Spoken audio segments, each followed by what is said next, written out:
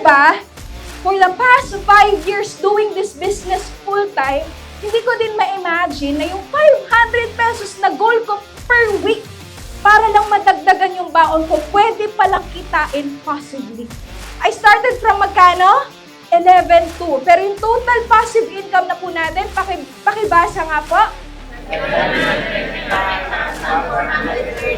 Kung kaya ng isang bata, I believe kaya din natin lahat. Hindi pwede na laging si mentor ang magtutok para sa iyo. Hindi rin lalaki ang grupo mo kung laging si mentor ang nagmamanual, nagta-13 ways, nag-handling objections sa mga downlines mo. Hindi ito nakadepende sa galing lang mong magsalita.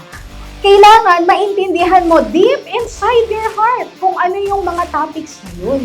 And that's the time na magmamanifest yung super galing mong skills. So, continue doing this business, kahit na ganun yung kalagayan natin, tuloy lang. Kasi hindi naman yun pwedeng maging excuse sa'yo eh. Tama? Kasi kung gusto mo talaga, may paraan eh. At higit sa lahat, pag mahal mo yung ginagawa mo, wala namang excuse yan. Kailangan po talaga may malalim tayong purpose eh. Kaya ko to ginagawa yung I am worldwide. Hindi lang sa anak ko, pamilya ko, kundi sa ibang tao. Kasi kung sa'yo lang, hindi mo to gagawin. Kung ikaw lang iniisip mo, hindi mo to gagawin. Pero kung para sa ibang tao, hindi lang sa anak ko, baka oras sa oras, gagawin mo to. Tama?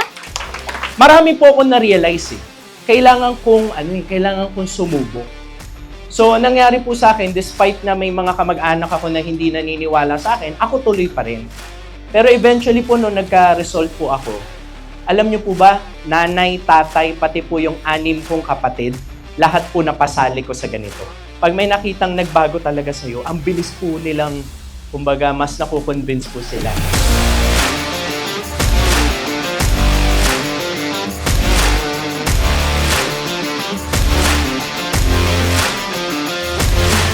Again, every Unity Day, napakarami naming learning sa mga speakers. Grabe talaga yung sharing, sobrang nakaka-inspire, nakaka-motivate yung goal ng mga founders sa lahat ng distributor maging successful.